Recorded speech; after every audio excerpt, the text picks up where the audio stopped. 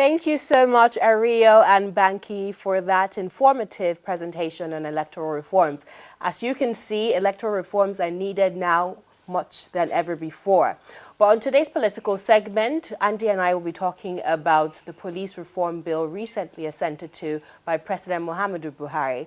He signed it into law just recently, and this bill seeks to revamp setting acts and repeal the Police Act laws of the Federation 2014.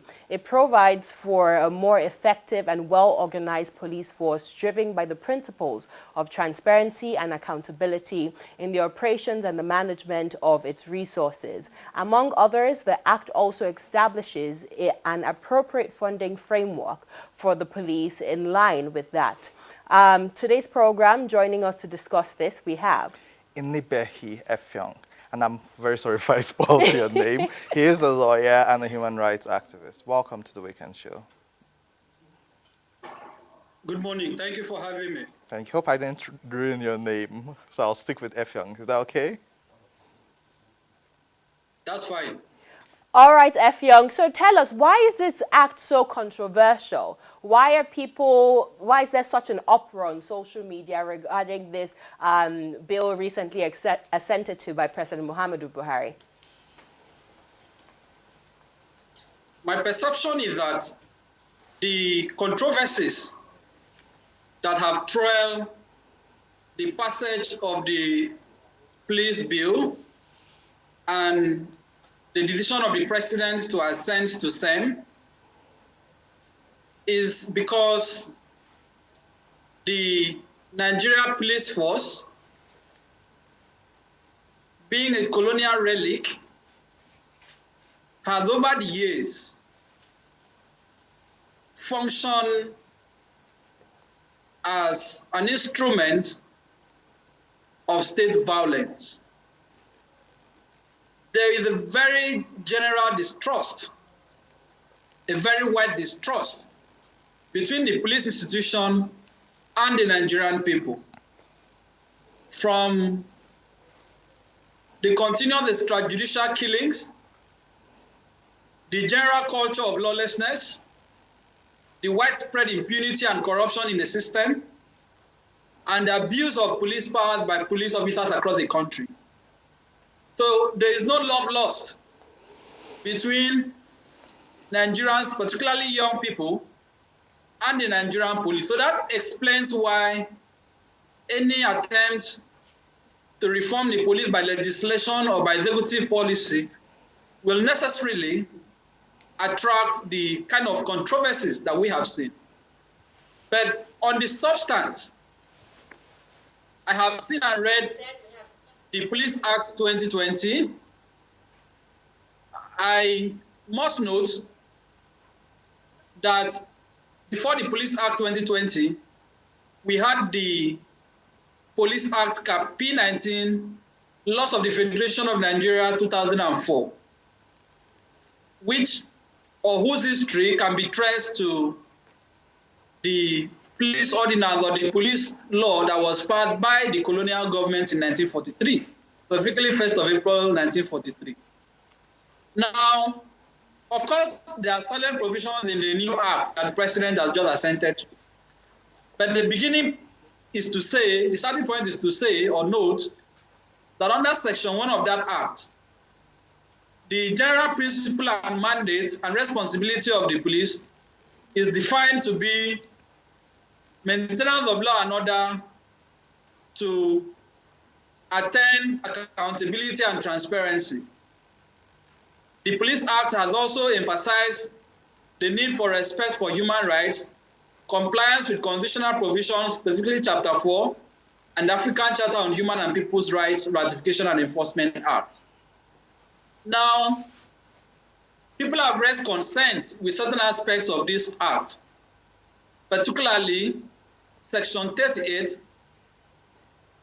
which seems to allow the police to effect arrest of suspects without warrants on reasonable grounds that the suspect has committed an offense against the law of Nigeria or a law that is not made in Nigeria, possibly outside the country. But My position is clear.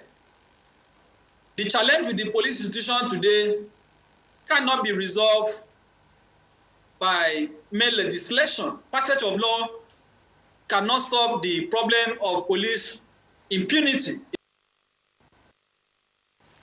And I make that point as someone that deals with the police almost on a weekly basis. So, to put it squarely, until we have a responsible leadership in this country, until we have a government that is responsive, a government that listens to the yearnings and aspirations of the Nigerian people, there is no law that the National Assembly will pass that will change the police. And let me put this in perspective. In 2015, under the Jonathan administration, the Administration of Criminal Justice Act was passed and signed into law by the then president.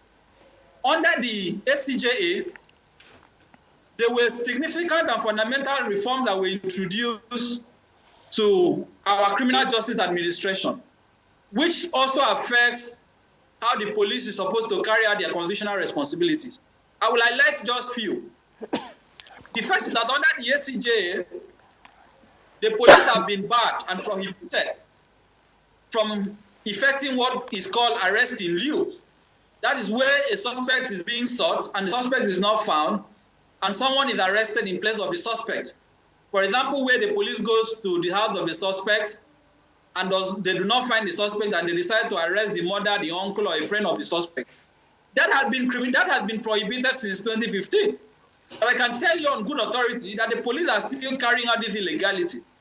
The second is that the SCJ has also prohibited the arrest of suspects for civil matters, which has now been replicated in the Police Act of 2020.